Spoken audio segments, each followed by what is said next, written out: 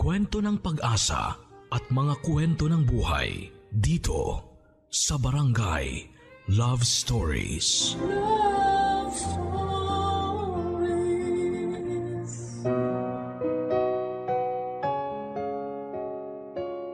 Ang sabi nila, you can't be friends with your ex. Pero para sa iba, mas mabuti nang maging kaibigan ng taong dati mong minahal kesa hayaan siyang mawala at tuluyang lumayo sa buhay mo. Sign daw ito ng pagiging mature kung saan ay tanggap ninyong pareho ang katotohanan ng hindi talaga kayo ang para sa isa't isa. Ganito nangyari mismo sa ating kabarangay ngayong araw na itago na lang natin sa pangalang Kisses, kung saan ang ex-boyfriend niyang si Reese ay nauwi sa pagiging boy best friend niya. Saan hahantong ang pagkakaibigang ito nila Kisses at Reese? Ito ang dapat ninyong abangan sa mga kwento ng pag-ibig, buhay at pag-asa sa nangungunang Barangay Love Stories. Dear Papa Dudut, Philippians chapter 1 verse 29. Your pain has a purpose. Ito po ang isa sa mga paboritong verses ko sa Bible na pinanghahawakan ko pa rin hanggang sa ngayon. Malaki ang naitulong nito sa mga pinagdaanan ko sa buhay, lalong-lalo na sa kwentong ibabahagi ko sa inyo ngayong araw. Bago po ang lahat ay tawagin niyo na lamang po ako sa pangalang Kisses. 23 years old na po ako ngayon at taga Cavite. Sumulat po ako sa inyo dahil gusto ko pong i-share ang story namin ng best friend ko. Naitago na lang natin sa pangalang Reese. College po kami noon nang magkakilala kami ni Reese. Kaklase ko po siya sa kursong education. Masasabi ko pong ideal guy si Reese. Bukod po kasi sa pagiging mabait at matalino nito, ay may itsura din po siya at makisig ang kanyang pangangatawan. Bonus pa ang nagsiserve siya sa church bilang pianista. Karaniwan nagsisimula ang dalawang tao bilang magkaibigan bago sila pumasok sa isang relasyon. Pero kami po ni Reese ay nagsimula kami bilang magkasintahan bago naging matalik na magkaibigan. First year college kami noon at kasagsagan ng midterms. Nang magtapat sa akin si Reese na may gusto siya sa akin. Nang mga panahon na yon, Papa Dudut, ay may feelings na rin po akong nararamdaman para sa kanya. Kaya matapos ang 3 buwan na panliligaw ay tinanggap ko siya bilang boyfriend. Ang problema nga lang ay masyado pa kaming bata noon. Immature pa kami kung mag-isip at bawat bagay na ginagawa namin ay nauuwi sa selosan. Kaya naman short-lived lang ang naging relasyon naming dalawa.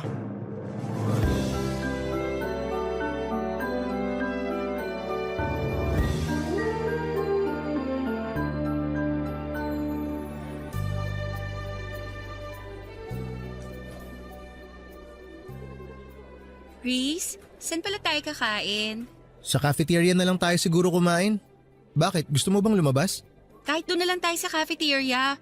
Nakakatamad din lumabas, ang init kayo. Tsaka kailangan nating pumasok na maaga sa next class natin. Di pa ako nakakapag-review para sa oral recitation mamaya. Oo nga no, may oral pala tayo mamaya. May kopya ka ba ng lesson natin kahapon? Meron, nasa flash drive ko. Gusto mo mag-review na lang tayo habang kumakain? O sige, mas mabuti pa yon. Ah, nga pala. Hindi ako makakasabay pag-uwi mamaya. Bakit? Nag-aya sila Eric eh. Birthday daw ng kapatid niya. Magiinom kayo? Magiinom sila, ako hindi. Marami pa akong gagawin mamayang gabi. Sige, enjoy kayo. Basta walang inom ha. Ako rin, late din naman ako makakauwi eh. Bakit? Anong gagawin mo? Nagpapasama si Jake, may ilalaka daw na papers. May kailangang ipapirma sa mga prof at kay Dean. Jake? Bakit? Di niya ba kayang gawin yung mag-isa? Kilala mo naman si Jake? Sobrang mahiyain na tao noon. Tsaka takot siya kay Dean. Alam mo naman si Dean, tingin pa lang, akala mo nangangain ng tao. Lagi na lang nagpapasama sa iyo yung Jake na yan ah. Wala ba siyang ibang kaibigan? Baka mamaya pinopormahan ka na pala nun ah. Grabe ka naman mag-isip. Nagpapatulong lang naman yung tao. Nagpapatulong daw. Sabihin mo, may ibang motibo yan Jake na yan. OA ka ha. Alam naman niyang may boyfriend ako. Yun na nga eh. Alam niyang may boyfriend ka na tapos lapit pa siya ng lapit sa'yo. Nagsiselos ka ba? Harmless naman si Jake eh. Ikaw talaga sobrang malisyoso mo. Huwag mo na siyang samahan. Bakit naman? Eh nag-promise na ako sa kanya. Di sabihin mo busy ka o kaya may emergency, ganun. Di ka na naawa sa tao. Magpapapirma lang naman eh. Ang dali-daling magpapirma eh. Mabigat ba yung papel? Kailangan talaga may kasama siya? Riz, ayan ka na naman ha? Nagsisimula ka na naman. Nagsisimula ng ano? So ayaw mo? Mas gusto mong samahan si Jake? Eh bakit ba ayaw mo kay Jake? Ano, pagbabawalan mo na akong sumama sa mga kaibigan ko ngayon? Hindi kita pinagbabawalan. Sinasabi ko lang na ayaw kong dumikit-dikit ka dun sa Jake na yon. Kung sasama ka sa mga kaibigan mong babae, yon, walang problema sa akin yun. Alam mo, sumusobra na yung pagiging siloso mo eh. Insecure ka ba sa sarili mo at lahat na lang ng tao pinagseselosan mo? O sige, kung gusto mo, di dun ka na sa Jake na yon. Mas importante pala yung taong yun kaysa sa akin eh. Riz, kaibigan ko lang si Jake. Sasamahan ko lang siyang magpapirma. Hindi naman tayo lalabas mamaya, di ba? Saka sabi mo pupunta ka kina Eric. Pinagbawalan ba kita? Hindi naman, di ba? Oh, bakit nadami si Eric dito? Ang sinasabi ko lang, hindi ako naghihigpit sa'yo. Okay lang sa akin kung sino mga kasama mo. Mag-inom ka, gumala ka. Walang problema sa akin. Sana ganun ka rin sa akin. Bahala ka nga. Doon ka na sa Jake mo. Napakasimpleng bagay ng hinihiling ko, di mo magawa? My gosh, Riz, para kang bata. Eh di ako na bata. Nawalan na ako ng gana kumain. Oh, ayan. Yan yung flash drive. Mag-review ka mag-isa. Pasama ka doon kay Jake. Riz naman! Oy! Saan ka pupunta? Sa library. Magpapalamig.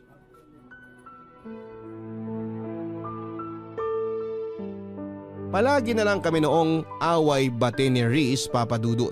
Kaya pareho naming napagdesisyonan na tapusin na lamang ang relasyon namin. Para sa kabubutin naming dalawa. Siguro ay may iba pang plano para sa amin si Lord. Kaya kami hindi nag-click ni Riz bilang magkarelasyon. Ganon man ang nangyari ay nanatili pa rin kaming magkaibigan. Dahil siguro magkaklase kami at araw-araw naman kaming nagkikita kaya nagstay kami as friends. Nagsimulang tumibay ang relasyon namin, Papa Dudut. Bago kami matapos sa first year college. Naging groupmates kami noon sa isang school project. Nung unay medyo awkward pa kami sa isa't isa dahil nga sa naging past namin pero kalaunan ay nasanay din kami sa bagong setup namin. Pagkatapos nito ay sunod-sunod ang pagsasama namin ni Riz sa iba't ibang school activities. Nagsimula kaming maging study partners kung saan ay nagtutulungan kami sa mga lesson na hirap kaming intindihin. Magaling sa mathematics si Riz, Papa Dudut. Samantalang ako, English naman ang forte ko. Mas lumalim pa ang pagkakaibigan namin dalawa noong inaya niya akong sumama sa church nila. Doon ko lang na-realize na malapit din pala si Riz sa Panginoon. Simula noon ay naging parte na ng routine namin ang magkasamang umattend ng service sa church at sumali sa mga Bible study. Paminsan-minsan ay meron din kaming Bible study sa bahay namin, bahay nila at maging sa school kasama ang iba pa naming kaibigan. Naging hobby na rin naming pareho ang magsulat ng daily devotion na pareho naming binabasa tuwing katapusan ng buwan. Madalas nga ay nagugulat ako, Papa Dudut, dahil kasama ako sa devotions niya na siya namang ipinagpapasalamat ko sa kanya at pati na rin kay Lord.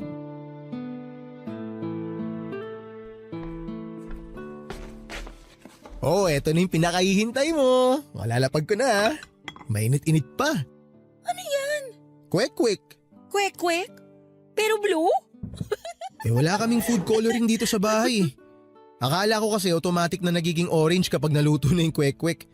Di ko naman alam na kailangan palang kulayan yan. Di tuloy ako nakabili nung namalengke ako. Pero in fairness, okay na rin to para kakaiba. Kwek-kwek mo blue. Uy, nag-effort ako para dyan kaya hindi libre lait. Dapat nga bawal lait ikaw tong pinapakain. Grabe ka. Last month ako ang nagluto ng merienda natin At next month ikaw ulit ang taya Sige, hahainan din kita ng kakaibang pagkain. Abangan ko yan ha. Ano?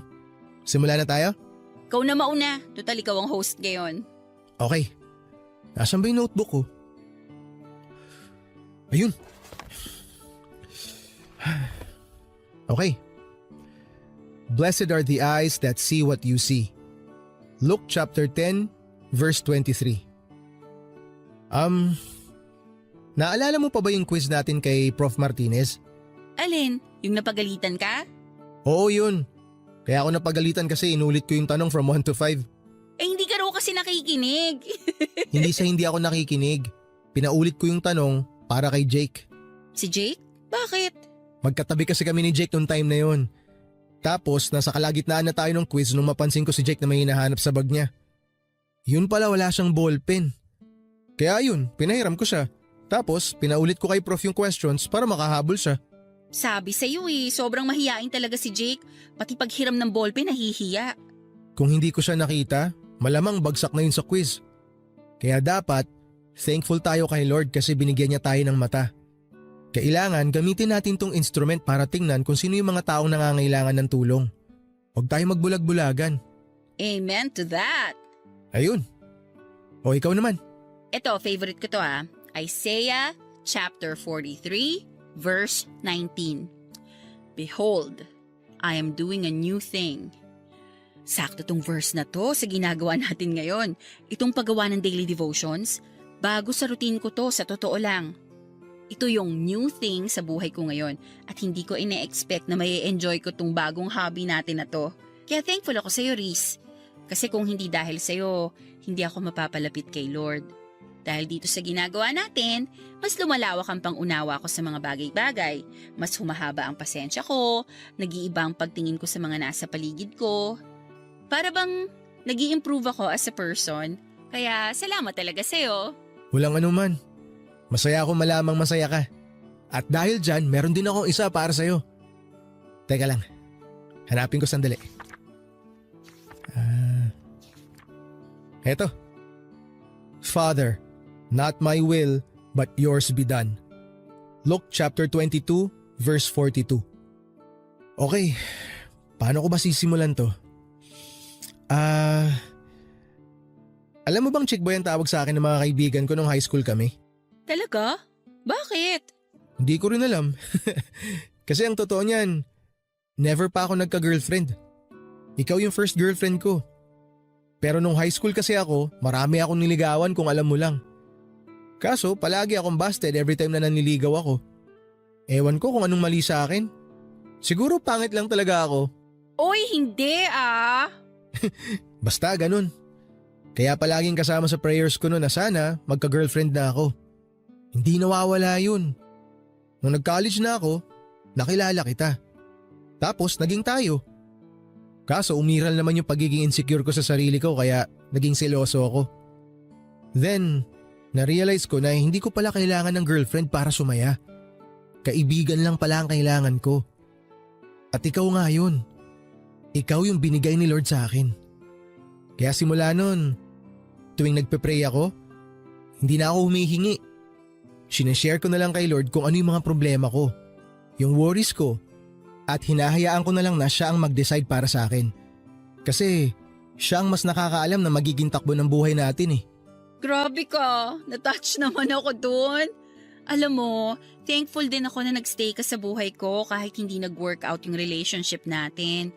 Siguro nga meant to be as friends talaga tayo at hindi lovers. Mas nagkiklik tayo bilang best friends eh. At siguro, yun ang plano ni Lord sa ating dalawa. Siguro nga. Kaya araw-araw kitang ipinagpapasalamat sa kanya. Ako rin. Oh, walang iiyak ha. Hindi to drama-rama sa hapon.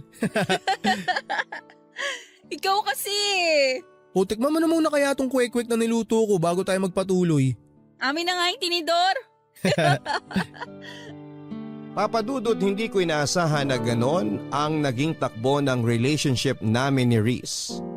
Mula sa lovers ay naging matalik kaming magkaibigan. Malimit lamang tayong makakita ng ganitong senaryo dahil karaniwan sa mga naghihiwalay ay bitter sa isa't isa. Sa sitwasyon namin, hindi man kami pinalad pagdating sa intimate love ay naging maswerte naman kami dahil sa pagkakaibigang nabuo namin sa loob ng ilang taon. After 2 years, third year college na kami noon at sa loob ng mga taong lumipas ay mas lumalim pa ang samahan namin ni Reese. Palagi kaming magkasama through ups and downs. Naging sandalan namin ang isa't isa tuwing sinusubo kami ng panahon. At number 1 supporter rin namin ang bawat isa sa mga success na natatanggap namin. Parang kapatid na nga ang naging turing ko kay Reese na naging protector ko sa mga taong nakapaligid sa akin. Pero Papa Dudut, hanggat tayo'y humihinga ay hindi tayo nauubusan ng pagsubok sa buhay. Dumating ang araw kung saan ay sinubok ang tatag ng loob ko at pananalig sa Diyos. Nangyari ang isa sa mga bagay na pinakatatakutan ko nang matanggap ko ang balita na inatake sa puso ang papa ko na noon ay nagtatrabaho sa ibang bansa. Papa Dudut, malaki ang pasasalamat ko kay Lord dahil hindi niya pinabayaan ng papa ko sa abroad. Na-survive ni Papa ang pinagdaanan niya pero dahil sa nangyari ay naapektuhan ng malala ang kalusugan nito. Kinailangan niyang umuwi sa Pilipinas para mabantayan namin siya ng maayos. At dahil nga sa pagkawala ng trabaho na inaasahan naming breadwinner sa pamilya ay kinailangan ko pong isakripisyo ang pag-aaral ko para makatulong sa aking mga magulang. Mapalad naman po ako at mabilis akong nakahanap ng trabaho bilang reservation officer sa isang travel agency. Sobrang bilis ng mga pangyayari sa punto ng buhay kong yon, Papa Dudut. Sa isang iglap ay maraming nabago sa pamilya namin. Sa mga susunod na problemang dumating sa amin ay aminado akong nawala sa isipan ko si Reese. Sa sobrang busy ko sa trabaho noon at sa pagbabantay sa kalusugan ni Papa, ay napabayaan ko po ang pagkakaibigan naming dalawa. Hindi ko siya na-update sa mga pangyayari sa buhay ko at eto ang isa sa mga dahilan kung bakit siya nagkaroon ng tampo sa akin. Saka na lang nalaman ni Reese ang mga pinagdaanan ko noong malaman niyang hindi na pala ako nag-enroll para sa second semester. Masyado na kasi noong mabigat ang family problem namin kaya naisipan kong wag nang idamay pa roon si Reese. Kung problema lang sana ito sa school o mga bagay na madali lang solusyonan, ay naibahagi ko na ito sa kaibigan ko. Pero dahil personal ko itong problema at ng pamilya namin, ay minabuti kong solohin na lamang ito. Nagtampo sa akin noon si Reese dahil pakiramdam niya ay kinalimutan ko na siya at binaliwala ko na lamang basta ang friendship namin. Agad ko naman pong inayos ang gusot sa pagitan namin dahil ayoko rin namang masira ang samahan naming dalawa. Reese! Oh, Kisses! Anong ginagawa mo rito? Kanina pa ako pabalik-balik dito sa bahay niyo. Nasa labas ka raw. Naku, pasensya ka na. May pinuntahan kasi ako. May message ako sa'yo kaso hindi mo naman binabasa kaya nagpunta na ako rito. Naku, sorry, hindi ko nabasa agad. Ba't ka ba naparito? May problema ba? Gusto ko lang sanang mag-sorry. Alam kong nagtatampo ka sa akin kasi hindi ko nasabi sa'yo yung plano ko na mag-stop muna sa school. Alam mo, aminin ko, medyo nakakatampo nga yun. Nagulat na lang ako nung nalaman ko na hindi ka na pala mag-e-enroll para sa next semester. Para bang feeling ko na nabaliwala lang ako. 'Di ba? Lagi naman tayo nagsasabihan ng problema. Bakit ngayon hindi mo nasabi sa akin? Ang dami kasing nangyayari ngayon eh. Hindi ko na alam kung anong uunahin ko. Tsaka akala ko kasi magagawan pa ng paraan kaya hindi ko na sinabi. Kaso wala eh. So wala na talaga? Hindi ka na mag-e-enroll? Hindi na muna. Magtatrabaho na lang muna ako para makapag-ipon. Sorry Kisses ha. Wala akong maitulong sa problema mo ngayon. Alam mo naman, hikaos din kami. Tsaka yung tita ko lang ang nagpapaaral sa akin. Gustuin ko man tumulong kaso hindi naman kami mayaman. Okay lang yun. Ano ka ba? Sa ngayon, nareremedyohan pa naman namin. Kaya nga ayoko magsabi sa iyo eh kasi alam kong mamumroblema ka rin. Pagdating kasi talaga sa pinansyal, nahihiya talaga akong magsabi. Uy, nagtatampo ka pa rin ba hanggang ngayon? Tampong kaibigan lang to, huwag kang mag-alala. Naiintindihan naman kita eh. Pero teka, kumusta na pala papa mo? Okay naman na siya. Hindi nga lang pwedeng magpagod. Tsaka nadagdagan na naman yung maintenance niya. Daming gamot na kailangan bilhin. Kaya kailangan talagang kumayod. Ikaw, kumusta ka naman? Alam ko na lagi tayong nag-uusap sa chat at nagkikita every month para sa mga devotion natin. Pero gusto kong malaman yung totoong nararamdaman mo ngayon.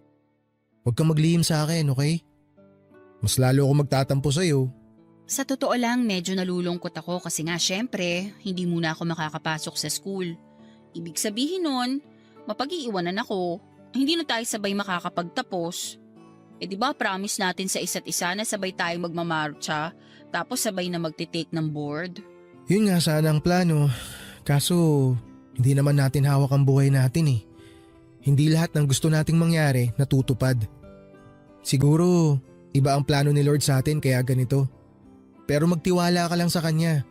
Mas maganda ang plano ni Lord kesa sa mga plano natin sa sarili natin. Tama ka dyan. Kumusta ka naman sa trabaho mo? Madali lang yung trabaho. Actually, nakapag-adjust naman ako agad. At saka mababait yung mga katrabaho ko, lalo na yung boss ko. Pero syempre, minsan may clients talaga na masungit, kaya kailangan talaga ng mahabang pasensya. Intindihin mo na lang sila. Hindi natin alam kung ano pinagdadaanan nila eh. Alam ko naman yun. Tuwing may ganun nga ako na-encounter, iniisip ko na lang na para sa kinabukasan ko to. Tama yan, maganda yan. Mindset lang.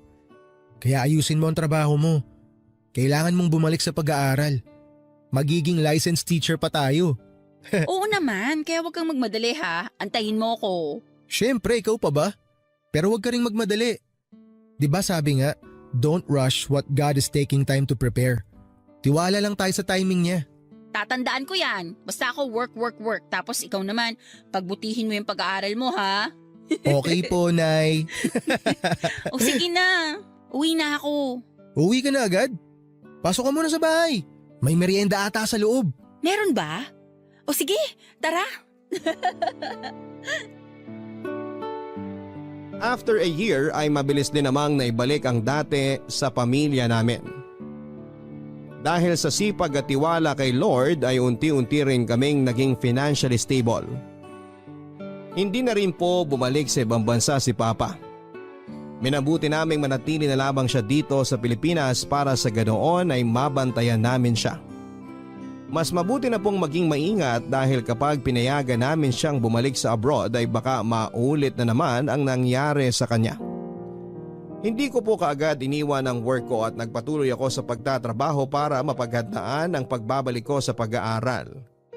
Gusto ko po kasing magkaroon ng sapat na ipon para masuportahan ang sarili ko at hindi na umasa sa mga magulang ko. Sinikap ko rin pong balansehin ang oras ko sa trabaho, sa pamilya at kay Riz. Patuloy ko siyang sinuportahan sa kanyang pagpupursige na makamit ang pangarap naming maging licensed teacher. Hindi ko rin po kinalimutang umattend sa mga Bible studies kasama si Riz at ang pagpunta sa mga Sunday service para makapagpasalamat kay Lord sa patuloy na paggabay sa amin at pagbibigay ng blessings. Nang taong pong yon ay nakapagtapos ng pag-aaral si Riz at isa po ko sa mga proud sa achievement na nagawa ng aking kaibigan. Pero sa kabila nito, Papa Dudut, ay hindi ko maiwasang makaramdam ng inggit dahil napag-iwanan na ako ng mga kaklase ko. Pareho naming pinangarap ni Riz na makapagtapos at sabay na ipagmayabang sa mundo ang diplomang matatanggap namin. Pero dahil sa mga hindi magagandang bagay na nangyari sa buhay ko, ay hindi ko na ito magagawa pa kasama ang best friend ko. Gayon pa man ay ipinakita ko kay Riz ang buong suporta ko sa kanya sa panibagong yugto ng buhay na kanyang tatahakin.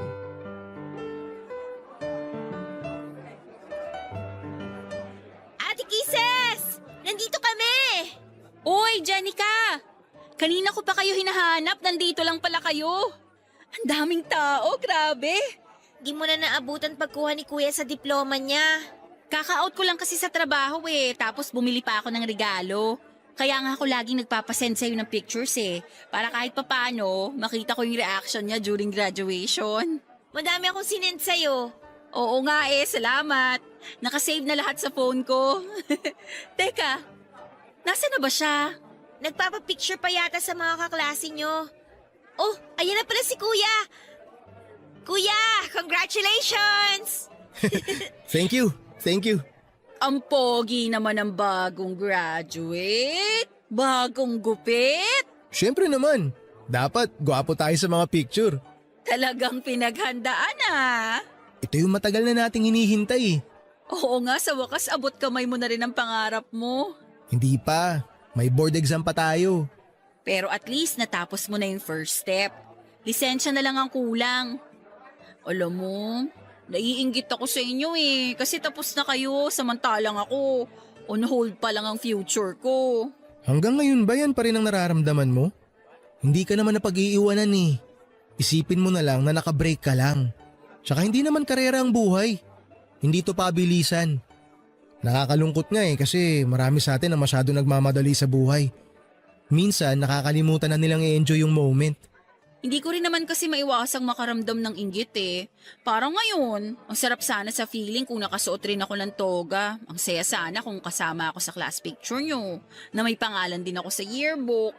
Siyempre, kayo yung mga nakasama ko ng journey ko sa pagiging teacher ko. Kaya nalulungkot lang ako na hindi ko kayo makakasabay. Ano ka ba? Walang expiration date ang pag-aaral. Pwede ka naman bumalik sa school anytime Makukuha mo pa rin yung diploma mo. Magiging teacher ka rin balang araw. Makakamit mo yung pangarap mo basta magpursige ka lang. Huwag kang panghinaan ng loob. Mas proud nga ako sa iyo kasi nakakatulong ka na sa pamilya mo kahit hindi ka pa-graduate. At sure ako pati mga magulang mo proud na proud din sa'yo. Salamat Ay nako, nagdrama pa ako. Ngayon pa talaga na dapat happy lang kasi moment mo to. Bida-bida talaga ako minsan, no? Anong minsan? Madalas. Ay talaga ba? Biro lang. Sige, di ko nabibigay tong gift mo. May regalo ka sa akin? Nasaan? O ayan. Congratulations! Uy! Salamat, nag-abala ka pa. Sus, kunwari ka pa, gusto mo rin naman. Nakailang pasaring ka na kaya tungkol sa regalo mo. Joke lang naman yun, tinutuo mo naman. Baliw! Kahit naman hindi ka magpasaring, ibibili talaga kita ng graduation gift kasi deserve mo yan. Proud ako sa'yo, tandaan mo yan. At ikaw, tandaan mo rin na lagi ako nakasupport sa'yo. Siyempre, tulad nga ng sabi ko kanina, proud na proud ako sa'yo. Matagal pa ba kayo dyan? Baka naman gusto nyong sa bahay na lang ipagpatuloy ang tsikahan nyo. Kasi gutom na po ako Bakit, magpapakain ka ba? May surprise handaan sa bahay. Marami kang sponsor kaya umuwi na tayo. Paano pa magiging surprise yun kung sinabi mo na? Ay, oo nga pala no. Sorry, hindi ko sinasadya. Ikaw talaga? Napaka-spoiler mo. Kayo kasi ang dami niyong kwento Magkunwari ka na lang na nagulat mamaya. Sige na, tara na. Kisses, halika na. Ganun na nga po ang ginawa ko, Papa Dudut. Katulad ng sinabi sa akin ni Reese ay hindi ako nagpadaig at humabol ako. Ginawa ko motivation ang pagbabalik ko sa school para pagbutihin pa ang trabaho.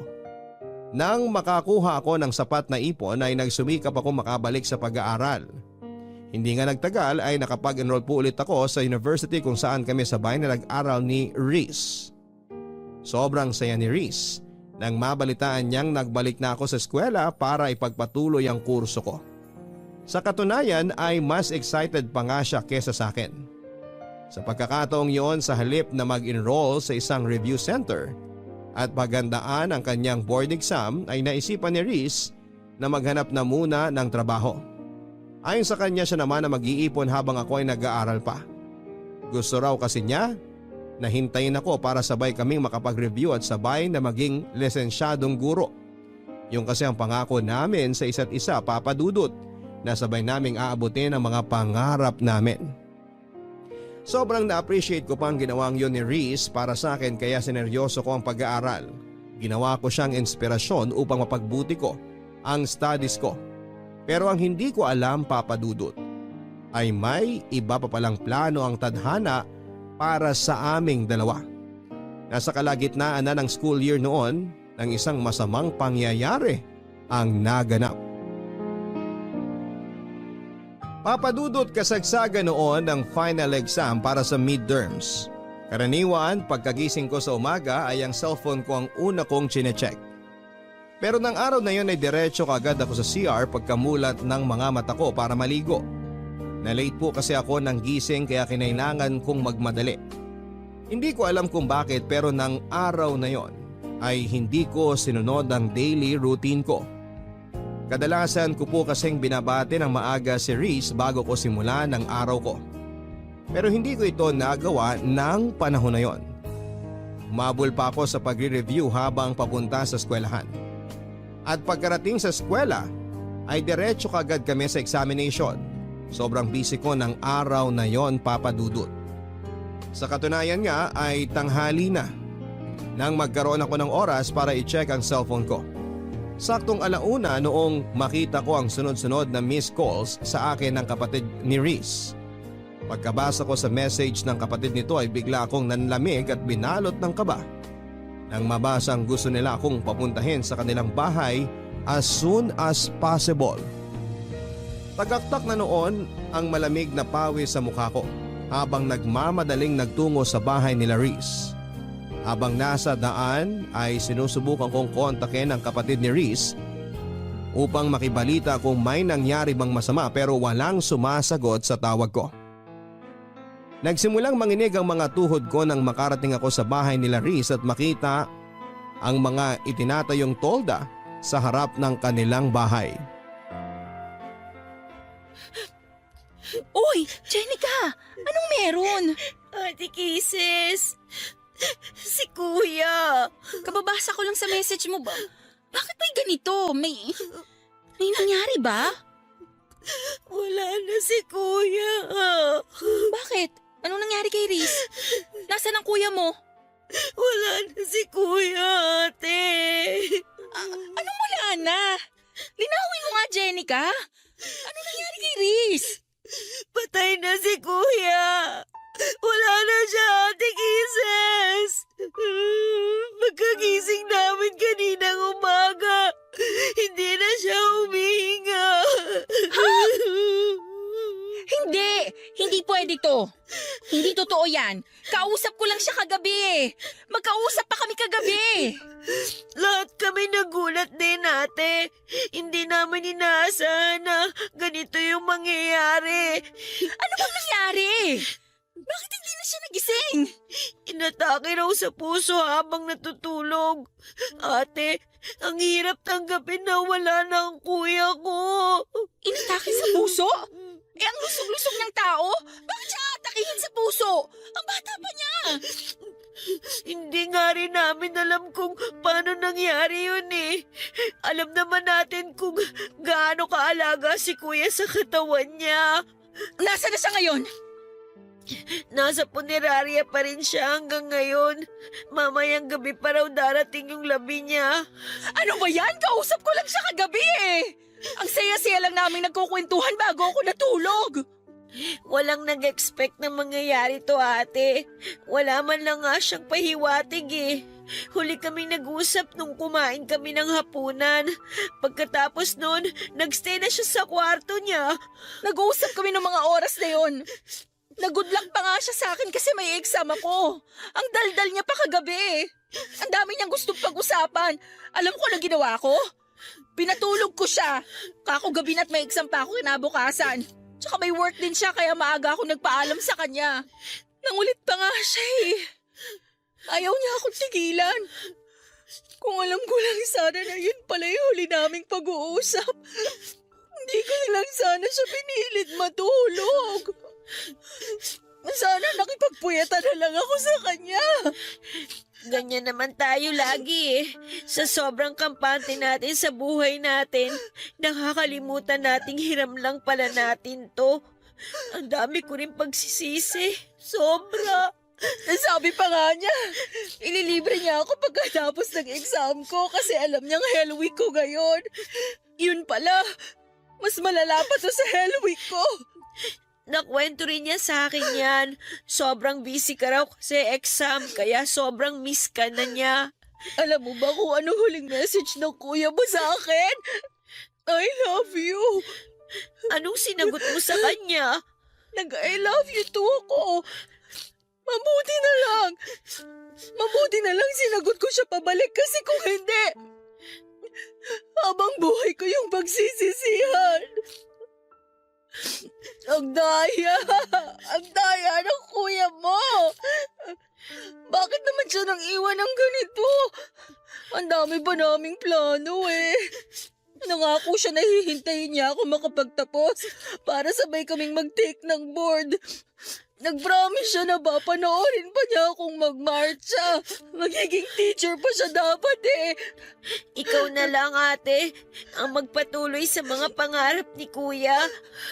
Alam kong gagabayan ka niya kahit wala na siya.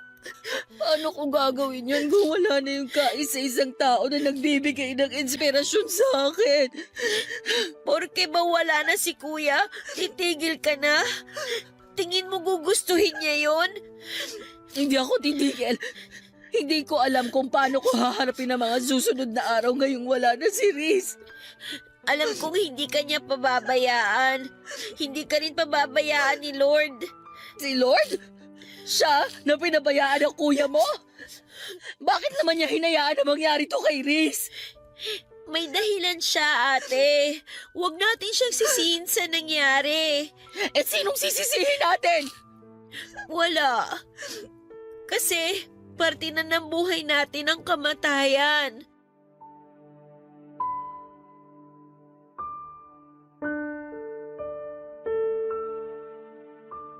Papadudot habang nilalapitan ko, ang kabaong ni Riz ay parang pelikula na nag-flashback sa isipan ko ang mga ala-ala naming dalawa.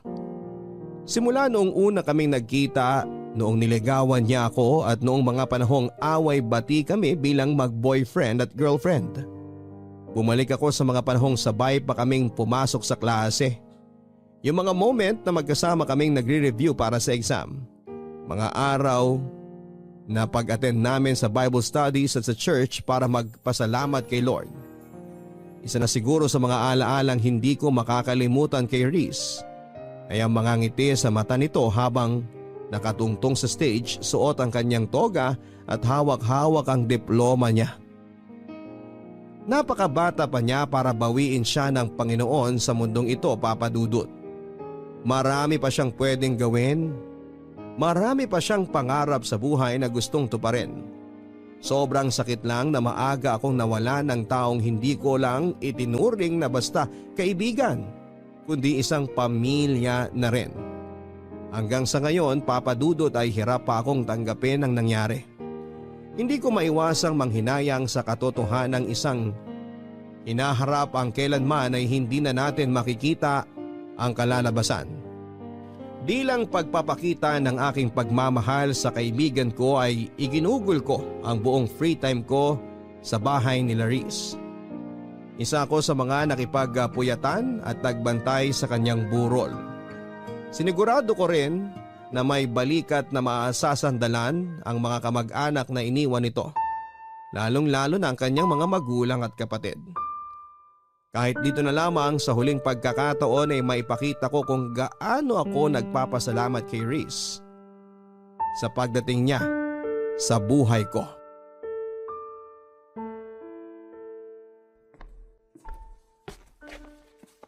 Oh, Ate Kisses, gising ka na pala. Pasensya na, nakatulog ako. Hindi ko na namalayan. Okay lang. Kailangan mo ring magpahinga. Gabi-gabi ka nang nagpupuyat eh. Hindi ko maiwan-iwan ang kuya mo eh. Kahit na ito na lang yung huling pagkakataon na maipakita ko yung respeto at pagpapasalamat ko sa kanya. Ipinagtabi pala kita ng pagkain sa kusina. Kung nagugutom ka na, kumain ka muna. Hindi ka na namin ginising kanina kasi alam kong pagod ka. Salamat ha. Mamaya na lang ako kakain. Pogi ng kuya mo sa graduation picture niya, ano? Pinaghandaan niya yan eh. Di ba nga nagpagupit pa siya? Sabi kasi niya, forever na yung picture na yan. Yan yung katangi-tanging picture na may pagmamalaki niya sa lahat. Milestone picture daw. Kumbaga sa computer games, yan yung patunay na natapos na niya yung last level kaya level up na sa bagong stage. Tapos magagamit lang pala para sa burol niya. Ang saklap. Ganda ng mga ngiti niya, oh. Yan yung isa sa mga mamimiss ko sa kanya. Yung smile niya. Ako, ang mamimiss ko sa kanya, yung araw-araw na pambubulabog niya sa akin tuwing umaga kapag late na ako sa school. Laging on time yung taong yan eh. Ayaw niyang nalilate. Mahalaga ang oras para sa kanya. Tama ka. Inis na inis nga ako sa ugaling niyang yan noon eh. Kasi lagi siya nagmamadali. Kesyo baka matraffic daw o baka mawala ng masasakyan. Pero ngayon, yan na yung bagay na hinahanap-hanap ko. Totoo nga no, na tsaka lang natin marirealize ang kahalagahan ng isang bagay kapag nawala na to sa atin. Mga bagay na tinitake for granted lang natin pero malaki pala ang impact kapag nawala na. Oo nga.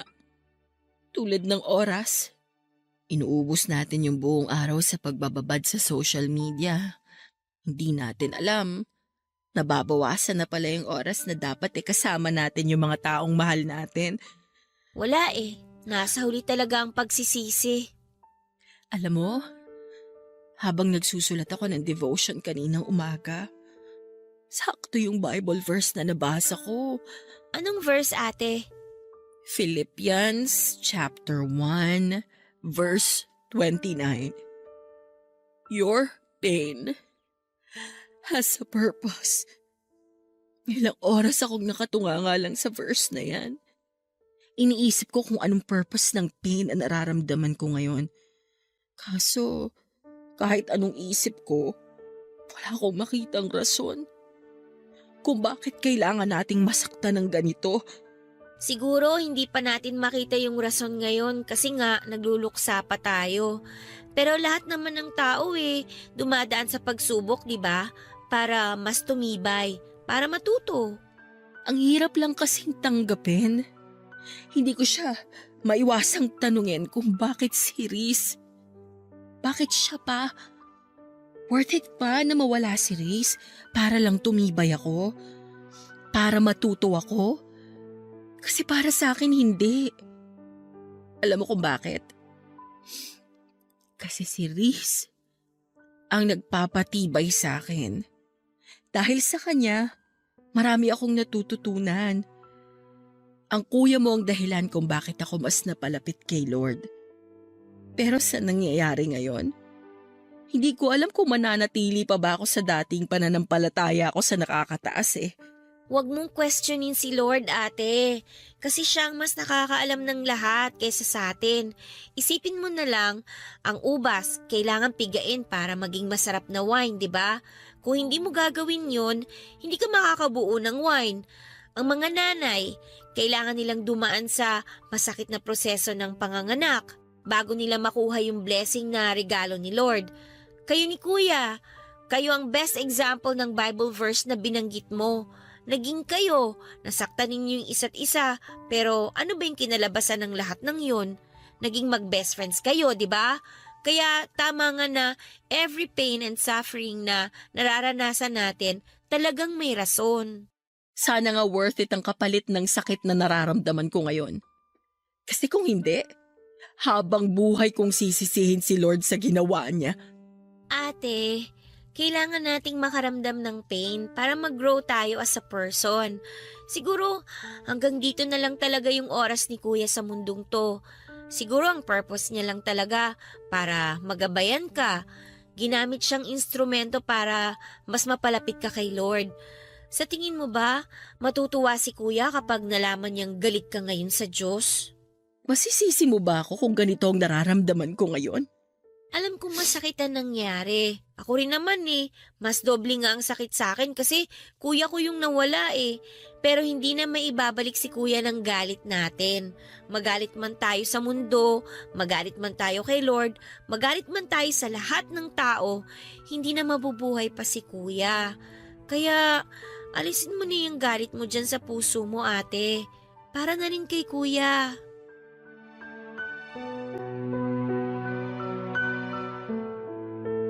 Mahigit 1 linggo rin po naming pinaglamayan ng mga labi ni Riz bago siya inilibing sa kanyang huling hantungan.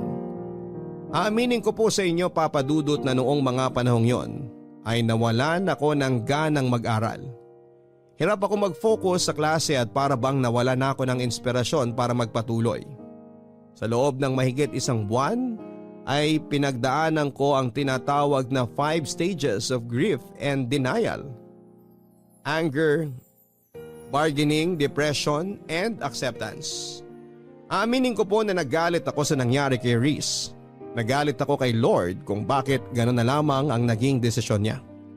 Question ko siya kung bakit dahil hindi ko po talaga maintindihan na ang isang matalino, mabait at malusog na tulad ni Reese ay bigla na lamang mawawala. Sa mga panahong yon na lugmok ako Papa Dudut ay lumayo ang loob ko sa Panginoon. Aminado ako na dahil sa nangyari ay nawala na ang pananampalataya ko kay Lord. Papa Dudut, sa 5 stages of grief na nabanggit, ang pinakamahirap na siguro ay ang depression stage. Akala ko noon ay unti-unti ko nang natatanggap na wala na si Reese pero dumating talaga ang mga moments lalo na kapag nag-iisa ako at bumabalik sa alaala ko si Reese. Doon muling bumabalik ang sakit, Papa Dudut. Mugto na noon ang mga mata ko sa gabi-gabing pag-iyak. Isa sa mga naging coping mechanism ko ay ang pag-inom ng alak. Pagkatapos ng klase ay nagiinom ako para lamang makalimutan ang nangyari. Para mabawasan ang sakit. Ito ang naging dahilan Papa Dudut kung bakit muntik nang masira ang pag-aaral ko. Kung nabubuhay lang sana si Reese noong mga panahong pinababayaan ko ang sarili ko, ay alam kong hindi niya magugustuhan ang nakikita niya. Paniguradong pagagalitan niya ako katulad ng lagi niyang ginagawa tuwing napapansin itong nawawalan na ako ng pag-asa.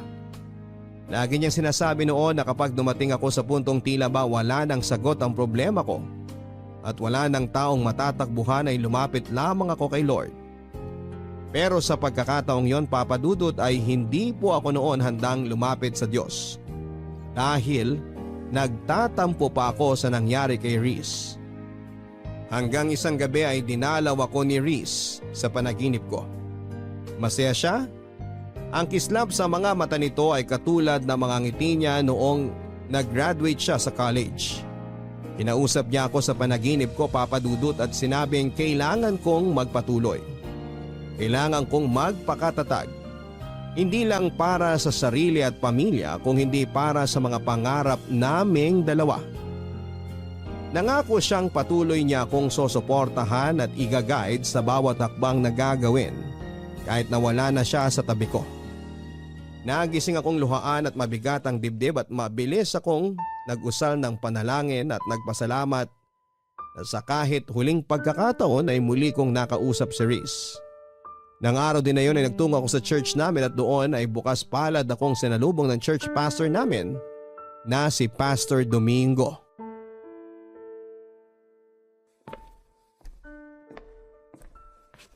Hello Kisses, good morning sa'yo. Good morning po, Pastor Domingo. Masyado po ata akong napaaga ngayon. Sakto lang ang dating mo pero mamaya pang service. Maupo ka muna rito. Magkwentuhan tayo sandali. Sige po, salamat. Kumusta ka na? Ngayon na lang ulit kita nakita rito Oo nga po eh. Marami lang po kasi akong ginawa nitong nakaraang linggo. Kaya po hindi na ako nakapunta rito. Nabalitaan ko nangyari sa kaibigan mong si Reese. Gusto kong malaman mo na nakikiramay ako sa pinagdadaanan mo ngayon, Kisses. Salamat po, Pastor. Kay bait na bata. Naalala ko pa nung una mo siyang ipakilala sa akin. Sobrang bibo. Natuwa ako nung malaman ko na active din pala siya sa simbahan nila. At magaling pang gumamit ng organ. Sobrang lakas po talaga ng pananampalataya ni Reese kay Lord. Kaya hanggang ngayon, hindi ko pa rin talaga lubos maisip kung bakit gano'n na lang ang sinapit niya. Parang napaka-unfair eh. Kung sino pa yung mabait, yung taong marami sanang maiaambag sa lipunan, yung taong maraming natutulungan, sila pa yung unang binabawi sa atin. Bakit hindi kunin ng Diyos yung mga kriminal, yung mga mamamatay tao dyan? Dapat kinuha niya yung mga taong hindi takot gumawa ng kasalanan kasi sila ang dahilan kung bakit sobrang dumi ng mundo. Walang pinipili ang kamatayan, Kisses. Pero sa tanong mo kung bakit nauunang mawala mga tao mababait, ito ang sagot ko dyan. Kasi maaga silang namulat. Marami na silang kabutihang nagawa sa puntong wala na silang kailangan pang patunayan sa Diyos. Kumbaga, tapos na yung journey nila. Hindi ko po kayo maintindihan. Sabihin nating may tanim kang kamatis. Alin sa mga bunga nitong unang pipitasin mo? Siyempre yung hinog, di ba? Kasi dumating na sila sa oras na kailangan na silang pitasin. Yung mga may iwan, sila yung kailangan pa ng panahon para lumaki na maayos. Ang ibig niyo bang sabihin, kaya naiiwan ng mga masasamang tao dahil deserve nilang mabuhay ng mas matagal? Naiiwan ang mga masasamang tao kasi sila yung paulit-ulit na binibigyan ng chance ni Lord para magbago. Binibigyan sila ng oras para pagsisihan ng mga maling bagay na ginawa nila, para harapin ang bunga ng kasalanan ginawa nila. Katulad ng kamatis, kailangan pa nila ng panahon para magbago, at kung kailan hinog na sila, saka na lang sila makakabalik sa paraiso ng Diyos. Kaya nga po unfair, diba? Unfair para kanino? Para sa atin o para kay Reese? Para kay Reese. Kasi marami pa siyang pangarap na hindi niya mararanasan kasi maaga siyang binawian ng buhay. Sa tingin mo, mas maganda bang manatili dito sa lupa si Reese kesa sa paraiso ng Panginoon? Hindi ko po alam. Huwag ka malungkot dahil wala na si Reese. Ituring mo siya na mapalad dahil nasa langit na siya kasama ang Panginoon. Hindi niya na kailangan pa mag-suffer sa mundong ito na puno ng kasalanan. Magdiwang ka kasi nasa paraiso na siya, ang lugar na may panghabang buhay na kapayapaan. Sobrang miss ko na po talaga siya, Pastor. Gamitin mo ang mga alaala niya para magpatuloy. Mahirap ang mawala ng mahal sa buhay. Pero once na tinanggap mo na ang katotohanan nasa masayang lugar ng kaibigan mo, sigurado akong hindi na sakit ang magiging dulot ng mga alaala niya, kundi saya at pasasalamat na kahit sa maikling pagkakataon ay nagkakilala kayong dalawa. Lagi ko po yung tatandaan. Marami pong salamat, Pastor. Walang anuman. Gusto mo bang maging Bible reader sa susunod na linggo? Sige po. Pwede po ba? Oo naman, pwede. O siya, maiwan na kita rito ha. Kailangan ko pa mag-prepare para sa service natin. Maraming salamat po ulit, Pastor. Huwag mong hayaang sirain ang nararamdaman mo ang pananampalataya mo sa Diyos. Malalampasan mo rin lahat to. Magtiwala ka sa Kanya. Papadudot, muli akong nabigyan ng pag-asa nang makausap ko si Pastor.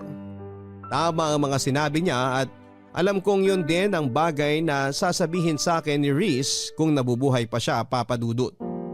Unti-unti nga ay nakatungtong din ako sa acceptance stage. Sa mga sumunod na buwan ay tinanggap din ng sistema ko na wala na talaga si Reese. Mahirap pero kinailangan kong magpatuloy at ginamit kong motivation ang mga pangarap naming dalawa ni Reese. Kasabay nito ay ang muling pagbabalik ng tiwala ko kay Lord. Humingi rin ako ng tawad sa kanya dahil question ko siya. Isang bagay na naging defense mechanism ng mga taong nasasadlak sa buhay. Mag-isa man ay pinagpatuloy ko ang pag-aaral ko, Papadudot. Pinilit kong magpatuloy sa buhay para kay Reese. Alam kong matutuwa siya kapag dumating na ang araw na suot ko na ang aking toga at nagmamarcha sa sarili kong graduation day. Hindi nga nagtagal ay dumating na nga po ang araw na pinakahihintay ko. Natapos ko ang kurso ko at lahat ng paghihirap at sakripisyong ginawa ko ay inalay ko lahat kay Reese. Habang inaabot ko ang aking diploma sa stage ay hindi ko po maiwasang malula habang ini-imagine ko na isa si Reese sa mga daang taong nanonood sa crowd. Pumapalakpak at humihiyaw para sa tagumpay na nakamit ko. Pagkatapos ng graduation ay nagkaroon ng kaunting salo-salo sa bahay para i-celebrate ang pagtatapos ko ng pag-aaral.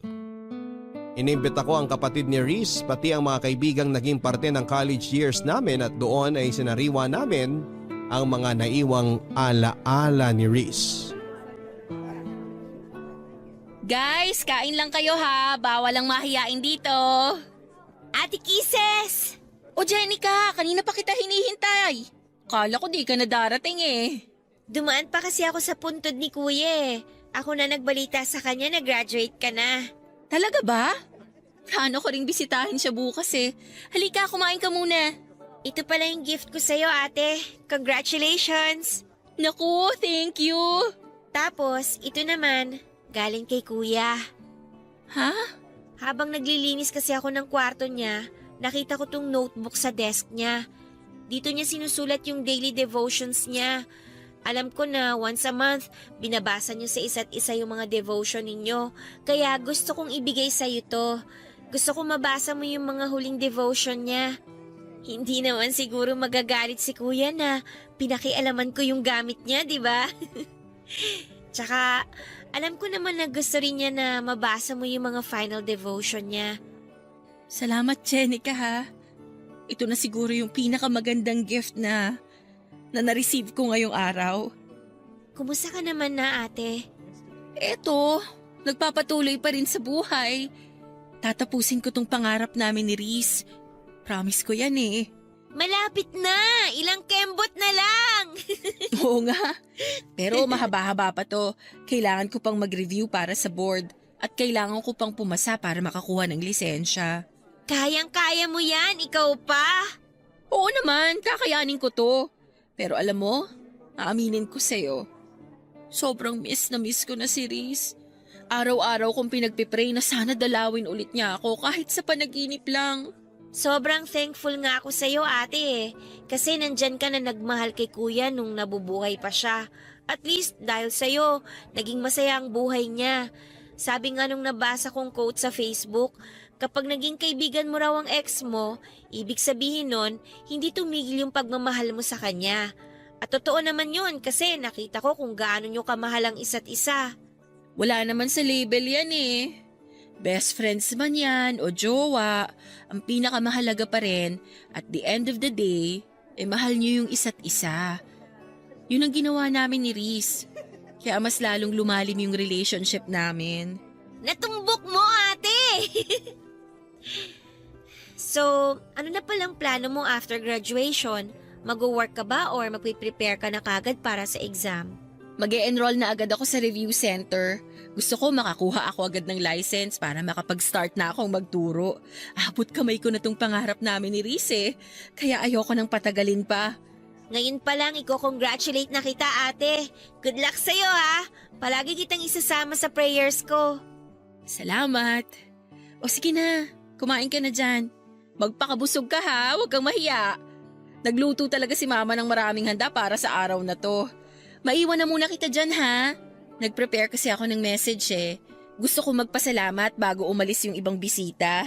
Sige lang, ate, wag mo na ako alalahanin dito. Good afternoon po sa inyong lahat. Habang kumakain kayo, gusto ko lang magpasalamat sa mga taong naging parte ng journey ko na to. Siyempre, una sa lahat, kay Lord, dahil hindi niya ako binitawan at patuloy niya akong ginabayan sa pag-aaral. Second, sa family ko, especially kina mama at papa na walang sawang sumuporta sa akin at nagpagod para lang makapag-aral ako. Sa mga kaibigan at kaklase ko na nagpakopya sa akin, joke lang po. At kay Reese, na naging inspirasyon ko.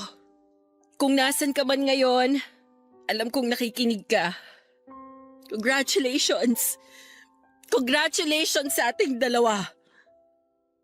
Gusto kong malaman mo na araw-araw kitang namimiss. At kahit na nasa langit ka na, alam kong nag-cheer ka pa rin para sa akin. Lagi kang magiging isa sa mga rason ng lahat ng tagumpay na matatamasa ko. Kahit na magkaroon ako ng sariling pamilya, lagi akong maglalaan ng puwang sa puso ko para sa'yo. Thank you, Reese. Until we meet again. I love you sa pinaka-the best na best friend sa buhay ko.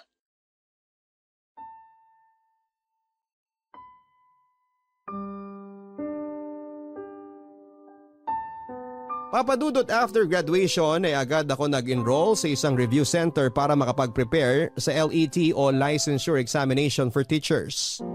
November, noong 2019 nang maipasa ko ang board exam. Labis ang pasasalamat ko kay Lord nang makita ko ang pangalan ko sa listahan ng mga nakapasa. Magkahalong saya at lungkot ang naramdaman ko nang sa wakas ay isa na akong licensed professional teacher. Masaya ako dahil nakamit ko na ang pangarap naming pareho ni Riz. Pero may kaunting lungkot din na nararamdaman dahil mag-isa na lamang akong nakaabot nito. Noong nahinto ako sa pag-aaral ay si Riz ang nagpatuloy sa pangarap naming makapagtapos. Ngayon naman ay turn ko na para ipagpatuloy naman ang nasimulan namin ni Riz. Ito ay ang makapagturo ng hindi lang impormasyon sa mga kabataan kundi magsilbing role model na rin at magtanim ng magagandang asal para sa mga susunod na henerasyon. Hanggang dito na lamang po ang aking kwento, Papa Dudut, at sana ay gawin din itong inspirasyon ng inyong mga listeners lalo na sa mga mag-aaral ngayon. Maraming pagsubok at balakid na ibabato si Lord sa ating buhay pero hindi niya ito ibibigay dahil gusto niya tayong pahirapan. Kung hindi ginawa niya ito para patibayin tayo sa pagharap ng panibagong yugto ng ating buhay. Ang inyong forever kapuso at kabarangay, Kisses. Totoo nga na hindi tayo bibigyan ng Panginoon ng mga pagsubok na hindi natin kayang lampasan. Si Kisses ang nagpatunay niyan ngayong araw. Nawalan man siya ng kaibigan pero nagpatuloy pa rin siya sa buhay hanggang sa maabot niya ang kanyang pangarap. Minsan mga kabarangay ay kailangan nating makaranas ng masasamang bagay sa buhay natin dahil ang mga bagay na ito mismo ang magbibigay sa atin ng kalinawan tungo sa tamang direksyon na dapat nating tahakin. Lagi nating tatandaan na tuwing tayo'y nalulugmok sa problema, lagi nandyan ang Diyos na handang gumabay sa atin. Hanggang sa muli, ako po si Papa Dudut sa mga kwento ng pag-ibig, buhay at pag-asa sa Barangay Love Stories number 1.